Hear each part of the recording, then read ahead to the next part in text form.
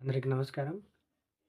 మనిషికి నరాల సమస్య, నరాలు పట్టుకుంటున్నట్టు, కండ పట్టుకుంటున్నట్టు, బి12 ప్రాబ్లమ్స్, బి6 ఈ విటమిన్స్ డెఫిషియన్సీ ఏది ఉన్నా గూడా ఈరోజు మనము అంటే ఇది ఎందువలన ఇలాంటి యొక్క చిన్న చిన్న సమస్యలు ఎందుకొస్తాయంటే, మనము భూమికనేది చాలా దూరంగా ఉన్నామనమాట. అంటే చెప్పులు వేసుకోవడము, ఎక్కువగా రైసు, డ్రై ఫుడ్స్ అంటే ఎగ్ రైస్‌లు ఇట్లాంటివన్నమాట. అంటే ఆయిల్‌లో వేడించినటివి. ఇవన్నీ తినడం ద్వారా ఏమైతుందంటే విటమిన్స్ అనేది డెఫిషియన్సీ అయిపోతుంది. కాబట్టి మనం ఏం చేద్దామంటే ఇప్పుడు ఆ విటమిన్స్‌ని ఇంక్రీజ్ చేయడానికి, నరాలను బలం పెంచడానికి ఈ యొక్క రైట్ హ్యాండ్ ఉంది గదా! ఉంగరపు వేలు.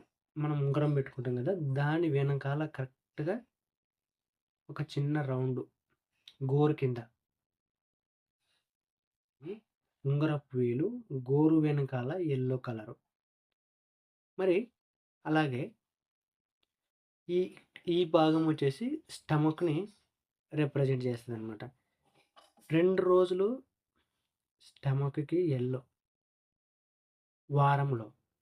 మరి 2 రోజులు స్ప్లీన్‌కి అంటే గుల్మ అంటారనమాట దీన్ని. యెల్లో.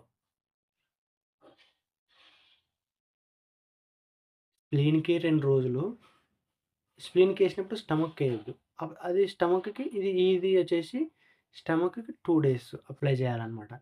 ఇలా చేస్తూ ఉంటే విటమిన్స్ అనేది పృథ్వీ యొక్క అంటే భూమి యొక్క శక్తి మన దేహానికి అందిస్తుంటది.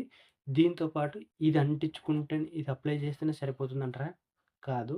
కాస్త ఎప్పుడైనా గానీ చెట్ల దగ్గరికెళ్ళి భూమి పైన నడుస్తూ వీలైనంత వరకు తిన్న 15 నిమిషాల తర్వాత వాకింగ్ చేస్తూ ఉంటే విటమిన్స్ అనేది ఎటువంటి లోపం జరగకుండా ఉంటది. నరాలు కూడా స్ట్రెంత్ అనేది పెరుగుతది. అంటే మనం తినింటాం గదా! తిన్నప్పుడు అనేది అది జీర్ణమై దాని నుంచి ఏదైతే పోషకాలున్నాయో మన దేహానికి రావడం జరుగుతుంది. ధన్యవాదాలు. రాము.